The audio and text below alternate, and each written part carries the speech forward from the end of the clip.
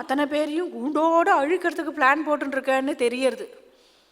நீ சௌக்கியமாக இருக்கணும், ராட்சசால அத்தனை பேரும் சௌக்கியமாக இருக்கணும்னு உண்மையில நினச்சேன்னா இந்த ஐடியாவை கைவிட்டுடும். இது வேண்டாம் நமக்கு. லங்கையில் போய் சௌக்கியமாக இருப்பான், உனக்கு ஏன் தேவையில்லாமல் இழுத்து விட்டுக்கிறேன்? இல்லை, நான் செய்யத்தான் செய்வேன். நீ மாயினால் மான் மாதிரி ராம ஆசிரம பிரதேசத்தில் போய் நீ விளையாடணும். அப்படி நீ பண்ணலை அப்படின்னு சொன்னால் உன்னை இப்போதே இங்கேயே வதம் பண்ணிடுவேன் அப்படின்னா உடனே இவனுக்கு தோணுது, இவன் கையால் அடிபட்டு சாவானே, ராமர் கையாலே சாவோம், ஆக மொத்தம் இவன் நம்மளை விட மாட்டான் போல் இருக்கு அப்படின்னு தோணித்து அழகான ரத்ன விசித்திரமான ஒரு மான் மாதிரி, தங்க மான், வெள்ளி குப்பிலாம் போடப்பட்டிருக்கு, மரகதம் வைடூரியம் எல்லாம் ரத்னங்கள்லாம் பதிக்கப்பட்டிருக்கு. அப்பேற்பட்ட அழகான விசித்திரமான ஒரு மான் ராமருடைய ஆசிரம பிரதேசத்தில் துள்ளி துள்ளி விளையாடுறது, கண்ணை இமைக்கிறது. பொம்மை இல்லை, விளையாடுறது நிஜமாலுமே. இதை பார்த்தாலும் இல்லையோ தேவிக்கு ரொம்ப ஆசையாக இருந்தது, ரொம்ப பிடிச்சிருந்தது. இதை காட்டுறா ராமரை கூப்பிட்டு, ஆகச்ச ஆகச்ச சீக்கிரம் வை ஆரியபுத்ரா சஹானுஜஹா, சீக்கிரம் இங்கே வாங்கலே, இங்கே வாங்கலே, இங்கே பாருங்க இந்த மான் எவ்வளோ அழகாக இருக்கு. ராமரும் ஓடி வந்தார். ராமரன் ஆய் அழகாக இருக்கு அப்படின்னு அவரும் பார்க்குறார். லக்ஷ்மணா, இந்த மானை பார்த்தியாப்பா? லக்ஷ்மணர் இதை பார்த்தார். அண்ணா உள்ளே போங்க, அண்ணா மண்ணியை கூட்டுண்டு உள்ளே போங்க, இதை பார்க்க வேண்டாம். ஏன்பா, ரத்ன விசித்திரமா அழகார், இதை பார்த்தாலே உங்களுக்கு தெரியலையா அண்ணா? இது போல ஜந்து கிடையாதே. ஜகத்யாம் ஜகதி நாதா மாயேஷா ஹீன சம்சயா, நீங்க ஜெகநாதனான தாங்கள் புழு பூச்சியிலேருந்து ஆரம்பிச்சு பிரம்மதேவன் பர்யந்தம் எல்லாத்தையும் படைச்சவரான உங்களுக்கு தெரியலையா இது மாயைன்னு? சந்தேகமே இல்லை, இதை நம்ப வேண்டாம் அப்படின்னு அவர் சொல்றார். சீதையோ சொன்னான், இது ரொம்ப நன்னா இருக்கு, நமக்கோ கொஞ்சம் வருஷத்துல வனவாசம் பூர்த்தி ஆகிட்டு ஆற்றுக்கு கிளம்பிடுவோம். நாம் இந்த மான் குட்டியை பிடிச்சுட்டு போனால் ஆற்றுல நம்ம அந்தப்புறத்தில் வச்சுக்கலாமே, கௌசல்யா அம்மாவுக்கு கொடுக்கலாமே, காட்டில் அரிதான ஒரு வஸ்து நான் பிடிச்சுன்னு வந்தேன் அப்படின்னு சொல்லி அப்படின்றாவோ. ரெண்டு பேரும் சொல்கிறதையும் ஒரு மனசில் வாங்கிக்கிறார். லக்ஷ்மணன் சொல்லதை நிராகரிக்கலை, அவருக்கே தெரியும் அது. ஆனால் என்ன நினைச்சார் அப்படின்னா, என்ன பெரிய பிரமாதம், இப்போ மாயையாக இருந்தால் நான் என்ன பண்ணிவிடும், இப்போ நம்மளை அடித்தா போச்சு. ஒரு கால் மானா இருந்தால் பிடிச்சுண்டு வருவோம், மாயையாக இருந்தால் அடிச்சுட்டு வருவோம் அப்படின்னு கிளம்புறாராம். மந்திரத்து இளையோன் சொன்ன வாய்மொழி மனத்து கொள்ளான் கம்பன் அங்கலாய்க்கிறாருங்க. மெனக்கட்டு ஒருத்தன் சொல்கிறானே அந்த லக்ஷ்மணன், இது வேண்டாம் அண்ணா, இதை விட்டுடலாம்னு சொல்கிறானே, அதை கேட்காம இப்படி கிளம்புறாரே, ஏன் கிளம்புறாருன்னா, சந்திரருக்கு உவமை சான்ற வதனத்தாள் சலத்தை நோக்கி. இந்த சீதை இவளுடைய திருமுகம் எப்படி இருக்குன்னா, சந்திரன் மாதிரி முகம் இவளுடையது அப்படின்னு சொல்லலை இங்க கம்பன். சந்திரன் மாதிரி இவளுடைய முகம்னு சொல்லாம இவளுடைய முகம் மாதிரி தான் சந்திரன் இருக்கும். சந்திரருக்கு ஊமை சான்ற வதனத்தாள் அவோ சீதை தன் வாய் திறந்து கல்யாணம் நாளா எனக்கு இதை வாங்கி கொடுங்கோ, அதை வாங்கி கொடுங்கோ, இது எனக்கு பிடிச்சிருக்கு, இது எனக்கு வேணும் அப்படின்னு ஒன்றும் கேட்டதில்லை, ஒன்றுமே கேட்டதில்லை. ராமரும் ஏங்கிட்டு இருக்கார், ஏதாவது இவ கேட்க மாட்டாளா, ஏதாவது ஒன்று வாங்கி தரலாமே. காட்டுலையும் சரி நாட்டுலையும் சரி எப்போதுமே இவ எதுவுமே என்கிட்ட கேட்டதே இல்லையே அப்படின்னு அவர் ஏற்கனவே எதிர்பார்த்து இருக்கும்போது ஒரு சலத்தை நோக்கி, சலம்னா சப்பலம், பெரிய ஆசை ஒன்றும் இல்லை, பெரிய ஆசையை ஒன்றும் கேட்டுடலை, ஒரு சின்ன மான் அதை போய் பிடிச்சி கொடுங்கோன்னு கேட்டான், அவ்வளோதானே. அதனால பட்டுன்னு கிளம்புறாராம். கையில் கோதண்டத்தை எடுத்துட்டு இப்படி கிளம்பும் போதே பட்டுன்னு ஒரு திரும்பி அவளை பார்த்து, சிந்துர பவளச்செய்வாய் முருவலன், பவழம் போன்ற தனது உதடு சிறக்க தேவியை பார்த்து ஒரு மந்தஹாசம் பண்றார். என்னன்னா, ஆச்சு இன்னும் ஒரு வருஷ காலத்துக்கு அவளுக்கு ஜீவனாதாரம் இந்த ஒரு மந்தஹாசம் தானே. இனி எப்போ பார்க்க போறோமோ அது வரைக்கும் இந்த ஒரு திருமேனி இந்த ஒரு முக லாவண்யம் இதை நினைச்சு மந்தகாசத்தை நினைச்சுதானே அவ 10 மாச காலம் வயிறு பிடிச்சு காத்துன்னு இருக்க போறா. அதனால ஒரு மந்தகாசம் பண்ணார். சுந்தர தோழினான் அம்மானினை தொடரலுற்றான்.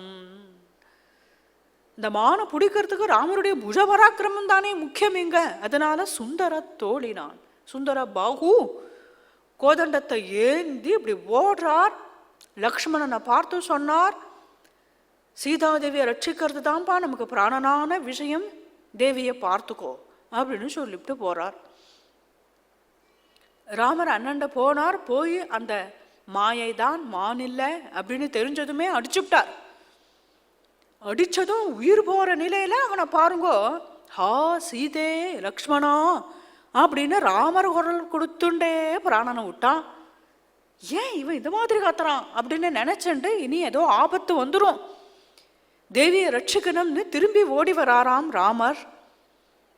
இந்த சொல் காதுல வீழ்த்துதோ இல்லையோ, தேவி பரிதவிக்கிறா. லக்ஷ்மண சுவாமியை பார்த்து சொல்றா, ராமருக்கு ஏதோ ஆபத்து வந்துடுத்து, உடனே நீங்க போங்கோ, போய் அவரை காப்பாத்துங்கோ. காட்டுல யார் இருக்கா இருக்கு, நீங்க தானே ஒரே ஒரு துணை, நீங்கள் தானே ரட்சிக்கணும், போங்கோ அப்படின்னதுமே லக்ஷ்மண சிந்தனை பண்றார். அவருக்கு தோணித்து, கட்டாயம் ராமருக்கு ஆபத்து கிடையாது, ஆபதாம் அபகர்த்தாரம்னு யாருடைய நாமத்தை நினைச்சுண்டாலே சொல்லிவிட்டாலே சகல பேருக்கும் எல்லா ஆபத்துகளும் நீங்கிடுமோ, அவருக்கு போய் ஒரு ஆபத்தா மன்னி.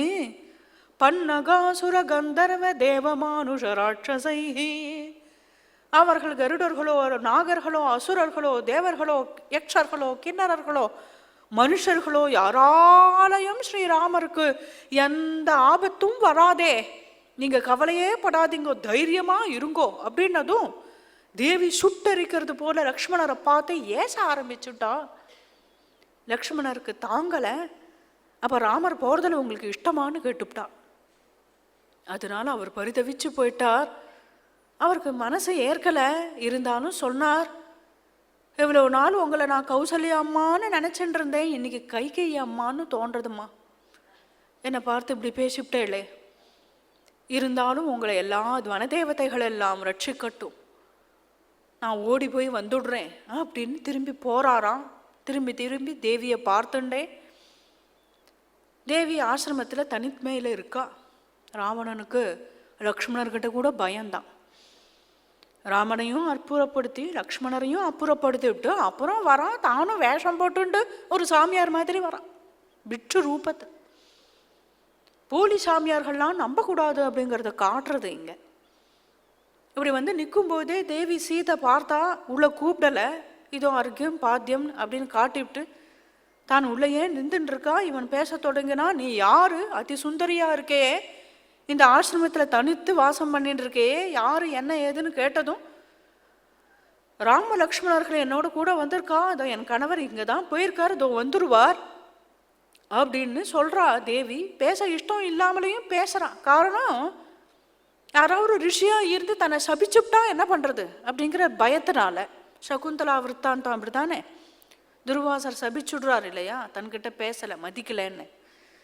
அது போல ஆயிடு போறதேன்னு தான் தேவி பயப்படுறா. அதற்குள்ளேயுமே இவன் தனது பெரிய ரூபத்தை காட்டினான், மிரட்டான். தான் எப்பேற்பட்ட ராட்சசேஸ்வரன் லங்காதிபதி ராவணனாக்கும், நான் இந்த க்ஷணம் உன்னை தூக்கிட்டு போக தான் வந்திருக்கேன். நாட்டையும் இழந்துட்டு ராஜ்யத்தையும் இழந்துட்டு தெருவீதியில நிக்கிற இவனோட கூட இருந்து நீ என்ன பண்ண போற, என்னோட கூட வந்துரு அப்படின்னு அதட்டும் பொழுதே ஷீரினான் சீதாதேவி. லங்கையில அசோகவனத்திலேயே அவனை பார்த்து ஏசி பேசக்கூடியவோ 10 அடியில ராமர் இருக்காரு இங்க கிட்டக்கதான். அப்ப பயப்படலான்னு இவனை பார்த்து, யதந்தரம் சிம்மஸ்ருகானயோர்வனே யதந்தரம் செந்தனிகா சமுத்ரயோ சுராக்ர சௌவீரகயோர் யதந்தரம் ததந்தரம் வே தவ ராகவஸ்ய. ராமராகிய சமுத்திரம் எங்க, சாதாரண குட்டையாகிய நீ எங்க, ராமனாகிய சிங்கம் எங்க, வெறும் கழுதையாகிய நீ எங்க, என்ன நினைச்சுட்டு இருக்க நீ ராமருடைய பிரபாவத்தை பார்த்து? ராமருடைய அப்பேற்பட்ட தீர்க்க புஜத்துல தலை சாய்ந்துட்டு நான் உன்னை ஏறெடுத்து கூட பார்ப்பேன்னு நினைக்கிறியா நீ? ஜாகிரத பயிரே, அவருடைய ஒரு பானத்துக்கு நீ ஈடு ஆக மாட்ட அப்படின்னு மிரட்டுறான். இங்க துரத்தி அங்க துரத்தி அழ அழ கதற கதற அவளை தூக்கி பெரிய ரச்சத்துல வைத்துண்டு ஆகாச மார்க்கமாக புறப்பட்டு போறான் இந்த ராவணன். தேவிக்கு வேற வழி இல்லை, கதறி அழத் தொடங்கினான். ஆமந்திரயே ஜனஸ்தானே கர்ணிகாரான் சுபுஷ்பிதான் க்ஷிப்ரம் ராமாய சம்சத்வம் சீதாம் ஹரதி ராவணஹா. இங்க யாருக்கா அக்கம் பக்கத்துல மனுஷாலா இருக்கா, ஆசிரமமா இருக்கு, ரிஷிகள் இருக்காளா, ரிஷி பத்னிகள் இருக்காரா? யாருமே காணுமே. அங்க இருக்கக்கூடிய மரம் செடி கொடிகளை பார்த்து சொல்றான், நீங்கள்லாம் சொல்லுங்கோ, கர்ணிகார புஷ்பமே நீங்கள்லாம் சொல்லுங்கோ, ராவணன் தான் சீதையை அபகரிச்சுட்டு போறான்னு சொல்லுங்கோ. மால்யவந்தம் சிகரிணம் வந்தே பிரஸ்ரவணம் கிரிம் க்ஷிப்ரம் ராமாய சம்சத்வம் சீதாம் ஹரதி ராவணா. பெரிய இங்க மலை இருக்கே பிரஸ்ரவணகிரி, நீதான் சொல்லணும் ராமபிரான் இடத்துல. வந்தே கோதாவரீம் நதீம், நதிகளை பார்த்து சொல்றான், நீதான் ராமர் இடத்துல சொல்லணும் அப்படின்னு சொல்லிண்டே போயிட்டே இருக்கும்போதே அங்க ஜட்டாயு இருக்கார், வயசானவர், தசரதருடைய நண்பர். அவர் ராமர்கிட்டையும் சீதை கிட்டையும் அப்பேற்பட்ட வாத்சல்யம் உடையவர். ஏதோ பெரிய ரசத்துல இந்த சீதையை அபகரிச்சுட்டு போறான் ராவணன்கிறத பார்த்தாரோ இல்லையோ சும்மா இருப்பாரான்னு தனது பெரிய பட்சம் அதை அடிச்சுட்டு நேர பறந்து வரார். அவனோடு கூட ஏகாகியா ஒத்தரா இருந்து அப்படி ஒரு யுத்தம் பண்றாராம். அவனுடைய பெரிய ரசத்தையும் உடைச்சு அவனுடைய கயிற்றை அறுத்து சாரதிய வதம் பண்ணி அவனுடைய வில்ல உடைச்சு இப்பேற்பட்ட ஒரு காரியம் ராமர் தன்னோட பிரதம யுத்தத்துல பண்றார். கோதண்ட பாணியா வானர சைன்யத்தை வச்சுண்டு அந்த பேர்பட்ட ஒரு யுத்தத்தை ஜட்டாயு தனது அழகுனாலேயே பண்றார். தான் அழகுனாலேயே கீழே வீழ்கு நிலையில இருக்கக்கூடிய ராவணன் பட்டுன்னு என்ன பண்ணா, தனது பெரிய கத்தி ஒன்று உண்டு, அது சந்திரஹாசம் அப்படின்னு பேர், சிவபெருமானால் அனுகிரகிக்கப்பட்டு கொடுக்கப்பட்டது, அமோகமானது, வெற்றியை தரக்கூடியது. அந்த கத்தியை எடுத்தான். பொதுவாக பட்சிகளுக்கெல்லாம் பலமே அதனுடைய சிறகுல பட்சத்துல தானே. 2 பட்சத்தையும் வெட்டி கீழே வீழ்த்தினானாலையோ ஜட்டாயு கீழே வீழ்ந்துட்டார். உயிர் போகிற திசையில சீதை பரிதவிச்சு போனா. ஓடி வந்து ஜட்டாயுவை கட்டிண்டு அழறா, நீங்கள் எப்படியாவது ராமபிரானிடத்துல சொல்லிடுங்கோ என்னுடைய விற்த்தாந்தத்தை அப்படின்னு அந்த வார்த்தையில உயிரை வச்சுட்டு இருக்காராம் அவர். ராமர் வந்தா சொல்லிவிட்டு போயிடணும் அப்படின்னு சீதையை அபகரிச்சுட்டு ஆகாச மார்க்கமாகவே ராவணன் போயிட்டான். ரிஷமுக சிகரத்துல 5 வானர்கள் உட்கார்ந்துருக்கிறத பார்த்தா தேவி தனது ஆபரணங்கள்லாம் அவசர அவசரமாக அவிழ்த்து தனது புடவையை கிழித்து அதுல கட்டி தூக்கி போட்டா. ராமர் வந்தா இவர்களை சொல்லட்டுமே அப்படிங்கிற எண்ணத்தோட நேர லங்கைக்கு கூட்டின்னு போனான். தனது பெரிய ஐஸ்வர்யம் இருக்கே, இப்பேற்பட்ட லங்கா சாம்ராஜ்யம், கஜானா, இப்பேற்பட்ட மாட மாளிகைகள், கூட கோபுரங்கள், இதெல்லாத்தையும் ஆசை காட்டுறான். காட்டி இதெல்லாம் உனக்கு தான், நீ எனக்கு மனைவியானா அப்படின்னு சாட்சாத மகாலட்சுமியாவே இருக்கக்கூடிய தேவிக்கு இவையெல்லாம் வெறும் குப்பை அப்படின்னா அவனுக்கு புரியல. பாவம், எதிலையுமே தலையை தூக்கி பார்க்கல தேவி. இவளுடைய திருட நிஷ்டையை பார்த்து இவளை அசைக்க முடியாது அப்படின்னு புரிஞ்சுட்டான். அவனுடையவே ஒரு காடு அசோகவனம் அப்படின்னு அதுல கொண்டு தேவியை வச்சான், ராட்சசிகளுடைய காவலோட கூட. நிததே ராவண சீதாம் மயோ மாயாமிவ ஸ்திரியம் அப்படின்னு. ராமர் இப்பேற்பட்ட இந்த மான் இதை அடிச்சுட்டு திரும்பி ஓடி வரும்போதே எதிரில் வரக்கூடிய லக்ஷ்மணனை பார்த்தார். அப்பா, மெனக்கட்டு நான் அவன்கிட்ட சொல்லிட்டு வந்திருக்கேன், நீ ஏன் சீதையை தனியா விட்டுட்டு வந்த, ஏன்பா இப்படி பண்ண அப்படின்னு கேட்டுண்டே வரார். இருந்தாலும் கோவிச்சுக்கல, அவனை பார்த்து இப்படி கேட்டுண்டே கையை பிடிச்சுட்டே வரார். ஓடி வந்து ஆசிரம பிரதேசத்துல பார்த்தா பிரதிஸ்ரயம் பிராப்ய சமீக்ஷே சூன்யம். வெறும் காலியா இருக்கக்கூடிய ஆசிரமத்தை பார்த்தார். கிழங்குகளை இவையெல்லாம் பாதி நறுக்கப்பட்டு வச்சிருக்கு, புஷ்பங்கள்லாம் பாதி தொடுக்கப்பட்டு வச்சிருக்கு. யார் வந்தா, எங்க வந்தா, என்ன நடந்தது அப்படின்னு ஒன்றும் புரியல. உள்ள ஓடுறார், வெளியில ஓடுறார். அக்கம் பக்கத்தில் எல்லா பிரதேசங்களையும் போய் தேடி பார்த்தார். அங்கேயும் இங்கேயும் ஒன்றும் தெரியல. யாரை போய் கேட்கறது? பித்து பிடித்தவர் போல ஒவ்வொரு மரத்தையும் போய் கட்டிண்டு அழறார். விருட்சாத் விருட்சம் பிரதாவன் சஹா கிரேன்ஷாபி நதாம் நதீன் பப்ராம விலபன் ராமஹா சோக பங்கார்ணவப்ளுதா. ஒவ்வொரு மரத்தையும் போய் கேட்கிறார். அசோக சோகாபனுத சோகோபஹத சேதசம் தொன்னாவானம் குருட்சிப்ரம் பிரியா சந்தர்ஷனேனமே. உனக்கே சோகத்தை நீக்கக்கூடியவன் அப்படின்னா பெயர். என் சோகத்தை நீ நீக்க, என் பிரியான சீதை எங்க இருக்காங்கிறத நீ சொல்லு அப்படின்னு போய் கேட்கிறார்.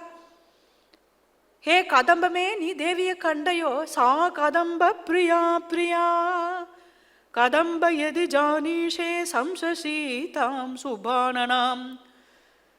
மான் மந்தைகளை பார்க்கிறார். மந்தைகள்லாம் போய் கட்டிண்டு அழறான். மான்களே நீங்க சொல்லுங்க. மிருக விப்ரேட்சணி காந்தா மிருகி பிசகிதா பவேத். எங்கேயுமே தேவியை காண கிடைக்கல. லக்ஷ்மணனை பார்த்து சொன்னார், என்னப்பா இது? இப்பேற்பட்ட ஒரு சோகம் எனக்கு, சோகத்தின் மேல சோகமா, இடி மேல இடியா, இப்படி ஒரு சோகம் எனக்கு வருதேப்பா. நான் நினைக்கிறேன் என்ன காட்டிலும் பாபிஷ்டன் லோகத்துல வேற யாரும் இல்லைன்னு தோணுறது. நமத்விதோ துஷ்கிருத கர்மகாரி மன்யே த்விதீயோஸ்தி வசுந்தராயாம் சோகேன சோகோஹி பரம்பராயா.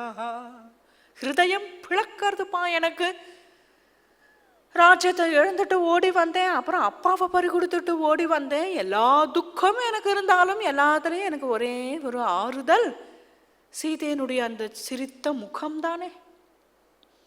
இப்போ சீதையும் நான் பறி கொடுத்துட்டேன் அப்படின்னு சொன்னா நான் என்ன பண்ண போறேன்னு எனக்கு தெரியலையே. வனவாசம் பூர்த்தி பண்ணிட்டு நான் எந்த மூஞ்சி வச்சுட்டு ராஜ்யத்துக்கு திரும்புவேன்? திரும்பினதும் அங்கேருந்து என் மாமனார் ஜனக மகாராஜா வந்து எங்க என் பொண்ணு சௌக்கியமா இருக்காளான்னு கேட்டா நான் எங்க கொண்டு மூஞ்ச வச்சுப்பேன்? இல்லை காட்டிலேயே இருந்துடலாம், திரும்பி போகவே வேண்டாம் அப்படின்னாலோ 14 வருஷம் கழிச்சு நான் வரலன்னு சொன்னா பரதன் தீ குளிச்சுடுவானே. அவன் பிரதிஜனா பண்ணிட்டு போயிருக்கான், என்னுடைய வருகைக்காக காத்துன்னு இருப்பானேப்பா. லக்ஷ்மணா, எனக்கு ஒன்று தோன்றது கண்ணா. என் வாழ்க்கை இப்படி போயிடுத்து, நான் இப்படி போயிட்டேன், என்னை விடுங்கோ, நீங்களாவது சௌக்கியமா இருங்கோப்பா. நீ திரும்பி போயிடு, அயோத்தியாவுக்கு திரும்பி போயிடு, என்னை விட்டு நீ போய் கட்டிக்கோ பரதனை. நான் சொன்னேன்னு நான் ஆலிங்கனம் பண்ணிட்டதாக நீ ஆலிங்கனம் பண்ணிக்கோ. பரதனை பார்த்து சொன்னு, அண்ணா கதை இப்படி ஆயிடுத்து, மன்னி காணாம போயிட்டா, என்ன ஆகும்னு தெரியாது, அண்ணா இனி திரும்பி வரமாட்டாருப்பா, ராஜ்யத்தை நீயே பட்டம் கட்டுன்ட்டு ஆள சொன்னார் அண்ணா அப்படின்னு சொல்லு, நீ பார்த்துக்கோ அப்படின்னு விட்டார். எப்போதுமே ராமர் சித்த மனசு கலங்கினா கூட தைரியப்படுத்தக்கூடியவர் லக்ஷ்மணர் தான். இன்னைக்கு என்னாச்சுன்னா, பய விகல முகஸ்து லக்ஷ்மணோ பீவியதிதமனா பிரிஷமாதுரோ பபூவ. லக்ஷ்மண சுவாமிக்கே உள்ளுக்குள்ள ஒரு திகில், பயம் உண்டாயிடுது. என்ன ஆகும் தெரியலையே, அண்ணா இது போல பேசுறாரே, அவர் இப்படி ஆடி போய் பார்த்ததில்லையே இந்த நிலையில அப்படின்னு லக்ஷ்மணர் தன்னை தானே சமாதானப்படுத்துண்டு ராமரை பார்த்து சொன்னார், அண்ணா மன்னி இங்கதான் எங்கேயாவது கோதாவரி நதி பக்கம் ஜலம் கொண்டுட்டு வரலான்னு போயிருப்பா, நம்ம அங்கே போய் தேடுவோம் வாங்கோ அப்படின்னு அவரை கையை பிடிச்சி அழிச்சுட்டு வரார். குழந்த மாதிரி வராராம் லக்ஷ்மணன் பின்னாடி. அங்கேருந்து வந்து பார்த்தா அழகான ஒரு சில பாறை, அந்த பாறையில தான் எப்போதும் இவன் உட்காந்துட்டு சரச சல்லாப்பங்கள்லாம் பண்ணுவா. அப்படி அங்கே வந்து உட்காந்துட்டா உடனே அந்த இடத்துல சீதை இல்லைன்னதுமே ராமர் கேவி கேவி அழ ஆரம்பிச்சுட்டார். அஸ்மின் மயா சார்த்தம் உதார ஷீலா ஷிலாதலே பூர்வமுபோபவிஷ்டா காந்தஸ்மிதா லக்ஷ்மண ஜாதஹாசா. இங்கே தானே உட்காந்துட்டு பேசுவோம், உனக்கு தெரியுமே, உன்னை வேற பார்த்து சொல்லுவோலே, உன்னையும் பார்த்து கிண்டலா சிரிப்போலே. ஞாபகம் இருக்காப்பா உனக்கு? இந்த இடமே பார்த்தா, இந்த கோதாவரியே பார்த்தா சீதை இங்கேன்னு என்ன கேட்கறது மாதிரி இருக்கே. வெறும் சூன்யமாக இருக்கேப்பா இந்த பிரதேசம் எல்லாம் அப்படின்னு இப்படி சஞ்சாரம் பண்ணிட்டே வரும்போது அங்கே ராட்சசனுடைய அடிச்சுவடும் இடையே சீதையை ஓடி இருக்கக்கூடிய அடிச்சுவடும் தெரியறது. புஷ்பங்கள்லாம் சிதறி கிடக்கு.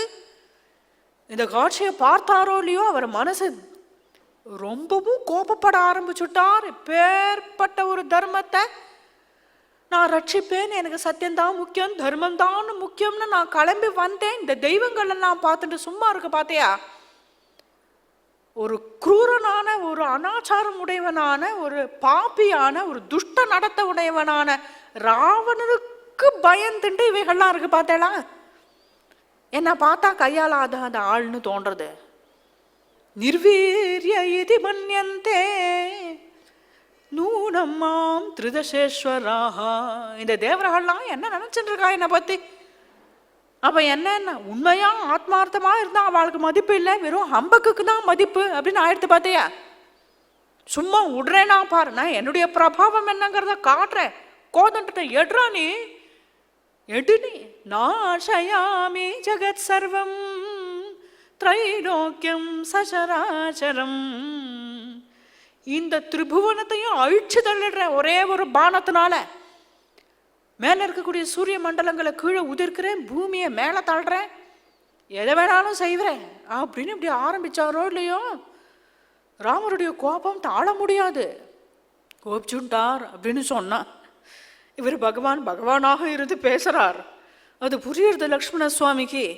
அவர் போய் என்ன பண்ணார்? கோதண்டத்தை எடுத்து கொடுத்துடலாம், இல்லை கொடுக்க மாட்டேன்னு வச்சுக்கலாம். கொடுக்க மாட்டேன்னு வச்சுக்கிறது இங்கே சாமர்த்தியம் இல்லை, அவருடைய கோபத்தை தணிக்கணும். அதுக்கு என்ன பண்ணார்? பட்டுன்னு வந்து ராமருக்கு சரணாகதி. அண்ணா, சந்திரன் சுட்டு போயிடுதே, சந்திரன் சுட்டு போயிடுதே இன்னைக்கு. யார் எப்படி எப்படி இருக்கணுமோ அப்படி இருந்தா தானே அழகு. நீங்களும் இப்படி சுடலாமா அண்ணா?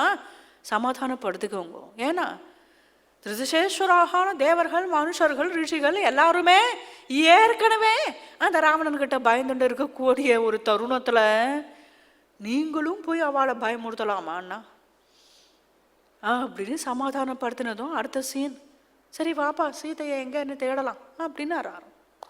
எப்படி இருக்கார் பாருங்க. இப்படி சஞ்சாரம் பண்ணிட்டே வரும்போதே அங்கே ஏதோ யுத்தம் நடந்திருக்கிறது தெரியறது. ரத்தம் முறிஞ்சு கீழே கிடக்கிறது தெரியறது. தேடிட்டு போனால் அந்த இடத்துல ஜட்டாயு விழுந்து கிடக்கிறத பார்த்துட்டார். ஓடி போய் ஜட்டாயுவை தூக்கி மடியில் வச்சுக்கிறார். நிகிருத்த பக்ஷம் ருதிராவசிக்தம் சகிருத்ரராஜம் பரிரப்ய ராம மைதிலி பிராணசமாமேதி. போய் கட்டிண்டு அழும்போதே அதனுடைய மேலே இருந்த ரத்தம் ஒழுகிறது. 2 பட்சங்களும் வெட்டப்பட்டு கிடக்கு. குத்துயிரும் கொலையுருமா மூச்சு திணறிட்டு இருக்கு.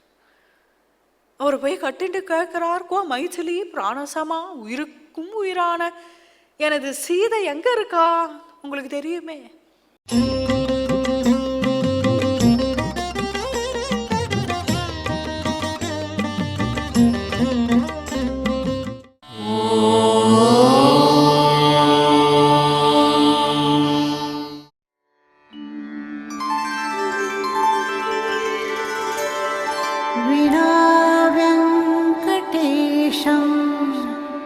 ननाथो ननाथः सदा वेङ्कटेशं स्मरामि स्मरामि. हरे वेङ्कटेश प्रसीद प्रसीद. प्रियं वेङ्कटेश प्रयच्छ प्रयच्छ.